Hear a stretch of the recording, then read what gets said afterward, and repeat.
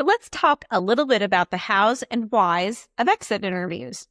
Now, I talk to a lot of small business owners that are kind of like, once somebody turns in their resignation letter, I'm kind of done with them. Like, I don't want to hear from them. I'm mad at them, or I'm just disappointed. But if we use exit interviews, it can mine incredible information that we can use later. So let's talk about what kind of information it can mine. Well, one, it can kind of tell you why they left, because in many cases during the process of leaving, they're not going to really tell you the truth. But after they leave, they might tell a third-party person more of the truth. And you want to know. Sometimes we want to put our head in the sand and not really know what's going on in our company. But for those companies that do know what's going on, they know how to fix some things. But they also know what's going well at their company. So one, we need to find out why they left. And if there's something that we need to know to fix, that's a good opportunity to do it. Number two, it's really important that they get an opportunity to vent after they leave, because oftentimes the relationship we have with our employees, whether and how they leave, and if we are gracious as they leave, they talk to other people in the industry about whether they would want to come to work for you. So we always say leave well if you're an employee, but we also say make sure that you're gracious as an employer when somebody is leaving. So again, this gives an opportunity for them to say what's on their mind. If they don't want to say anything, that's fine too. But it does give them an opportunity that we feel like we're saying what you have to say is important even after you've decided to quit. One of the things you might find out is that a leader that they've had is so super that they've loved the leader, and that's the thing that they're going to miss the most. And you'll know that about the leader. Or conversely, you may find out that that leader is not such a great leader, and that might be a really good thing for you to know. You might talk to him about how was the onboarding when you came on? How were things that we did around the company to retain people? How did you like our benefits?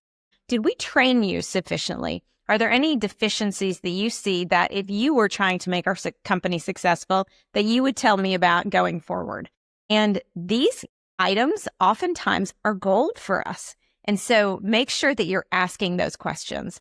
It also allows us to really partner with them to say, hey, we are so glad that you have worked for years at our company and you did such a great job with us. If you run into anybody that you think would be a good fit for us as an employee, we would love for you to send them our way because we trust you. Again, this is great goodwill, not only for possible future hires because they may know somebody, but also for just making sure that they know that you appreciated them while they were there. Yeah, I ask 3 questions sometimes. I ask what was going well, what wasn't going well, and if you were king for the day, what would you do at the company?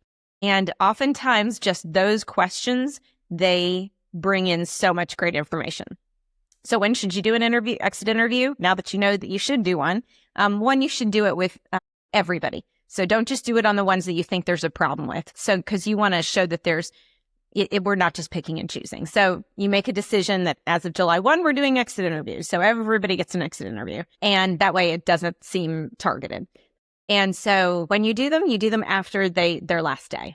So it would be nice if somebody like a third party does them. We do them for a lot of companies, but you can get a friend, a business coach, somebody like that of your company to do them that knows is skilled a little bit in how to do them, because I think we have determined that they really talk better to somebody who might be a third party. You don't really want to do that as the CEO or the HR leader in the company, because in many cases, they are going to couch their answers. They're probably not going to give you the whole truth where they would give truth to somebody who is an outsider or a third party. So, use a third party. Either a paid third party or, a business coach or somebody you already have. Make sure that you do it after they leave and tell them that it's going to happen. They, of course, don't have to do it, but you want them to do it. And then make sure that they know that the answers that they give will be given back to the CEOs, because there's no use doing this we're not keeping it confidential. Otherwise, we wouldn't be doing it. So if they have anything confidential to talk about, they could tell that third-party person that, although that's kind of not the point. But anyway, do some exit interviews. You're going to get great intel. It doesn't cost much money. And retention is our key, right? Retention is the key. And also creating a great company. So if we ask the people that are leaving what was going well, what wasn't going well, and what they would change, we're going to have greater information to run our companies.